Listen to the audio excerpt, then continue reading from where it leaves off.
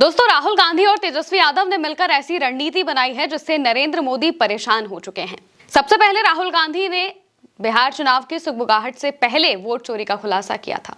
इसके बाद वो फिर खुलासा करते हैं और अब वोटिंग से एक दिन पहले उन्होंने हाइड्रोजन बम फोड़ा है और इस बम से भी सबसे ज्यादा बीजेपी ही परेशान हो चुकी है। दूसरी तरफ नीतीश कुमार असमंजस में दिखाई दे रहे हैं। नीतीश कुमार की यह स्थिति हो गई है कि वो कोशिश कर रहे हैं कि भाई अब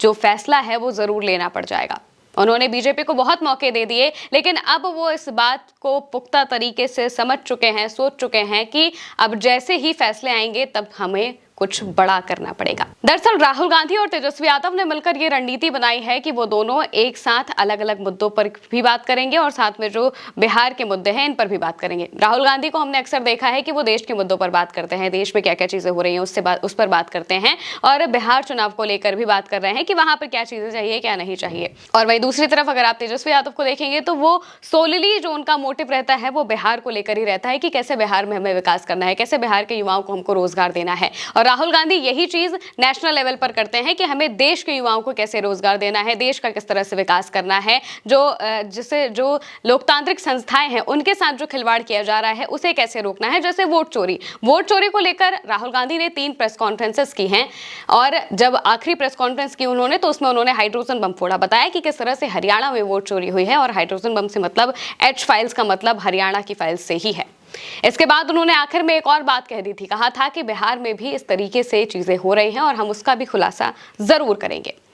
बिहार में पहले चरण की वोटिंग हो रही है और इस बीच जब ये खबर सामने आ रही है कि राहुल गांधी ने जैसे वो अपना हाइड्रोजन बम फोड़ा है तो इसके बाद बहुत सारी चीज़ें सामने निकल कर आती हैं, इसको लेकर भी लोग बात करने लगे हैं। और वोटिंग से ठीक एक दिन पहले ये बम फोड़ना जाहिर सी बात है कि पूरी की पूरी रणनीति का हिस्सा है। कई लोग लगातार ये सवाल पूछ रहे थे कि भाई जब से बिहार चुनाव शुरू हुआ है तब से राहुल गांधी ने बिल्कुल अपने वोट चोरी के मुद्दे को वो भूल गए हैं, वोटर अधिकार यात्रा को भूल गए हैं, लेकिन वो इस सब चीज़ों को बिल्कुल भी नहीं भूले थे। उन्हें पता था कि आखिर हमें किस वक्त पर जो लोगों के इमोशंस है इस मुद्दे पर जागरूक करने हैं। सबसे पहले उन्होंने बिहार में जाकर वोटर अधिकार यात्रा की थी, सीमांचल के इलाकों में वो गए थे और वहां पर ही वोटर्स को बताया था कि कैसे आपका हक छीना जा रहा है, क्योंकि सीमांचल का इलाका ही वो इलाका है जहां पर सबसे ज्यादा बड़ी संख्या में एसआईआर के तहत वोट काटे गए थे और उसमें भी जो अल्पसंख्यक है, उसमें भी जो दलित है, उनके सबसे ज्यादा वोट काटे गए थे और इसी वजह से वोटर अधिकार यात्रा का भी जो रूट बनाया गया था वो सीमांचल के इलाकों का ही था। अब अगर वोटिंग होनी है तो वोटिंग सीमांचल के इलाकों में दूसरे फेज में होगी और इसी वजह से पहले चरण के चुनाव के एक दिन पहले राहुल गांधी ने यह खुलासा किया है, जिससे कि इसको वो अब जब दूसरे चरण के लिए अपने प्रचार करने के लिए जाएंगे, चुनाव प्रचार करेंगे, तो वहां पर इस चीज का अच्छे से इस्तेमाल करके जो जनता को ये चीजें बताएंगे कि किस तरह से वोट चोरी किया जा रहा है। और जाहिर सी बात है कि एसआईआर के तहत जितने सारे लोगों के वोट कटे हैं, हर कोई जानता है कि वहां पर कितने लोगों के वोट कटे हैं, कितनों के नहीं कटे हैं, और ये बात हर कोई समझेगा भी कि किस तरह से वोट चोरी किए जाते हैं और इसके तहत ही वोट काटे जाते हैं। ये पूरा प्लान राहुल गांधी का है। तेजस्वी यादव को अगर हम देखेंगे तो तेजस्वी यादव जिस तरह से बिहार को लेकर चल रहे हैं, खासकर बिहार के मुद्दों को, यंग जनरेशन, अब ये बीजेपी भी अच्छे से मान चुकी है कि जो युवा है वो पूरी तरह से तेजस्वी के साथ जा रहा है। इसी वजह से नरेंद्र मोदी मंच से जो बुजुर्ग वर्ग है उससे अपील करते हुए दिखाई दिए थे, कहा था कि आप जो बुजुर्ग लोग हैं वो समझाइए ये नए युवाओं को कि अगर आरजेडी आ जाएगी तो जंगल राज आ जाएगा, क्योंकि 15-20 साल से तो वैसे भी नीतीश कुमार की सरकार है और उससे पहले की जो चीजें हैं वो यंग जनरेशन ने उस तरीके से नहीं देखी है, देखी भी है तो उन्हें उस तरह से याद नहीं होगी। अगर 20 साल 25 साल के वोटर की अगर हम बात करते हैं, 18 से लेकर 25 से या 29 साल तक के भी वोटर की अगर हम बात करते हैं, तो उन्हें खास इस बात से कोई फर्क नहीं पड़ता है। उनके लिए सबसे बड़ा मुद्दा ये है कि आप हमें क्या दे रहे हैं, आप हमें किस तरह से नौकरी देंगे, आप हमारे लिए क्या काम हमको करके देंगे, आप बिहार का विकास कैसे करेंगे, मेरे गाँव में सड़क नहीं पहुंच रही है अब तक, उस सड़क को कब लेकर आएंगे। और इसी वजह से जब हम तस्वीरें देखते हैं तो जब बीजेपी के जो प्रत्याशी हैं वो जगह जगह पर जब प्रचार के लिए जाते हैं, जब लोगों से वोट मांगने के लिए जाते हैं, तो उनसे जो सवाल पूछते हैं वो ज्यादातर युवा होते हैं। जो युवा वर्ग है वो खुलकर सवाल पूछता है कि भाई आपने हमारे गांव के लिए किया क्या है जो हम आपको वोट दें। आप नीतीश कुमार की बात करते हैं, नीतीश कुमार ने हमारे लिए क्या कर दिया है, उन्होंने बिहार के लिए बहुत विकास किया होगा, बिल्कुल किया है, लेकिन हमें क्या दिया है। ये सवाल जेन्युइनली जनता की तरफ से पूछे गए हैं और इसके एक नहीं बल्कि कई वीडियोज हैं जो हम आपको पहले भी दिखा चुके हैं, बार बार दिखाते आए हैं कि किस तरह से बीजेपी के प्रत्याशियों को या तो गांव से भगाया जा रहा है या फिर उनसे सीधे सवाल पूछा जा रहा है और जवाब देने में वो पूरी तरह से असमर्थ दिखाई दे जाते हैं, जवाब नहीं दे पाते हैं, भाग जाते हैं। यहां तक कि जो डिप्टी सीएम है सम्राट चौधरी, उनसे भी जब वो रोड शो कर रहे थे मोकामा में, तब सवाल पूछ लिया गया था और इसके बाद वो चुपचाप वहां से निकल जाते हैं। ललन सिंह भी उस वक्त उनके साथ मौजूद होते हैं।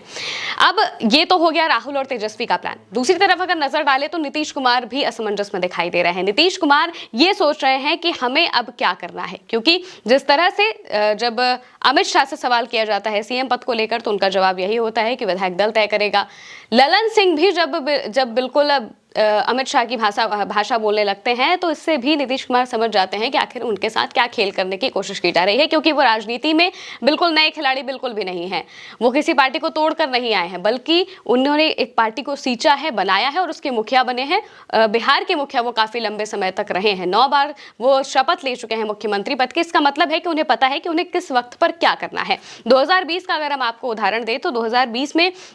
जब चुनाव हुए थे, इसके बाद जब नीतीश कुमार से पूछा गया था कि क्या वो अब पलटी मारेंगे, तो उन्होंने कहा था कि नहीं, बिल्कुल नहीं, हम एनडीए के साथ ही रहेंगे। लेकिन अगले दिन वो तेजस्वी यादव के साथ चले जाते हैं और वहां पर अपनी जो बातें हैं वो करते हैं। सीधे एक दिन पहले तक वो कुछ नहीं कहते हैं, लेकिन अगले दिन बिल्कुल अचानक से पलटी मारते हैं। किसी को कुछ पता नहीं चलता है, कानों कान खबर नहीं लगती है और अगले दिन सीधे वो ऐलान कर देते हैं। अब जिस तरह से चीजें नीतीश कुमार के साथ की जा रही है, नीतीश कुमार को जिस तरह से साइडलाइन करने की कोशिश की जा रही है, उनके ऊपर किस तरह से दबाव बनाने की कोशिश की जा रही है, ललन सिंह से बयान दिलवाए जा रहे हैं, संजय झा से बयान दिलवाए जा रहे हैं और भी जो नेता हैं उनसे बयान दिलवाए जा रहे हैं, जिससे कि नीतीश कुमार को ये लगे कि हाँ वो इनकम्पिटेंट है, यानी कि उनकी तबीयत ठीक नहीं है और इस वजह से जो उनके साथी है वो भी ये बात नहीं चाहते हैं कि वो मुख्यमंत्री बने। और इसी वजह से कहा जा रहा है कि ठीक है, विधायक दल तय करेगा। विधायक दल के तय करने का मतलब यही है कि बीजेपी के जो शीर्ष नेतृत्व है वही तय करेंगे कि मुख्यमंत्री कौन बनेगा। बीजेपी अच्छे से चाहती है कि वो उसी का ही मुख्यमंत्री बने, बीजेपी के कोटे से ही कोई मुख्यमंत्री बने, क्योंकि वो नीतीश कुमार को अब दोबारा मुख्यमंत्री नहीं बनाना चाहते हैं। नीतीश कुमार अपनी कुर्सी नहीं छोड़ना चाहते हैं, ये हर कोई जानता है कि वो कुर्सी के लिए क्या कर सकते हैं। इतनी बार जब वो पलटी मार चुके हैं तो एक और बार उनके लिए पलटी मारना कोई बड़ी बात नहीं होगी। और इस वजह से ही नीतीश कुमार, अब ये पहला चरण का जो वोटिंग है ये दिखाएगा कि नीतीश कुमार का फैसला क्या होगा, क्योंकि पहले चरण की वोटिंग तक भी उन्होंने इससे पहले बीजेपी को अल्टीमेटम दिया हुआ था कि आपके पास 4 नवंबर तक का वक्त है, आपको जो करना है कर लीजिए, आप हमें बता दीजिए कि क्या किया जाएगा क्या नहीं किया जाएगा, क्योंकि उन्होंने बहुत मौके दिए। उन्होंने प्रेस कॉन्फ्रेंस करने के लिए भी कहा था। उन्होंने कहा था कि भाई जब संकल्प पत्र जारी किया जाएगा उस वक्त आप घोषित कर दीजिए कि भाई नीतीश कुमार ही हमारे चुनाव के बाद मुख्यमंत्री होंगे, क्योंकि जैसे ही तेजस्वी यादव का नाम का ऐलान होता है तो इसके बाद नीतीश कुमार काफी ज्यादा परेशान हो जाते हैं। खास तौर से उस ऐलान के बाद वो नरेंद्र मोदी के साथ मंच साझा नहीं करते हैं, उनकी रैलियों में नहीं जाते हैं, उनके रोड शो में नहीं जाते हैं और साफ तौर से दिखाते हैं कि भाई हम नाराज हैं और हमारी नाराजगी क्या है ये आप अच्छे से जानते हैं, तो आपके पास वक्त है, आप अभी देख लीजिए कि आपको क्या करना है क्या नहीं करना है। बीजेपी उनकी बात नहीं मानती है। बीजेपी या तो ओवर कॉन्फिडेंस में है या फिर उसे ये समझ नहीं आ रहा है कि उसे बिहार में करना क्या है, क्योंकि बीजेपी के कोई बड़े नेता बिहार में जमीनी स्तर पर नहीं है। यानी कि बीजेपी के कोई ऐसा नेता नहीं है जो एक बड़ा दाव रखते हो या फिर कहा जाए कि एक बड़ा जनाधार हो उनका, अपने साथ साथ जो दूसरों की सीटें हैं वो भी वो दिलवा पाए। नरेंद्र मोदी अमित शाह के नाम पर ही जो बीजेपी है वो अक्सर वोट जीतती है। उत्तर प्रदेश की अगर हम बात करेंगे तो यहाँ पर योगी आदित्यनाथ के नाम पर भी वोट पड़ जाते हैं, लेकिन बिहार में ऐसा कोई नेता बीजेपी का नहीं है जिसके नाम पर वोट कोई देने आ जाए। और इसी वजह से बीजेपी को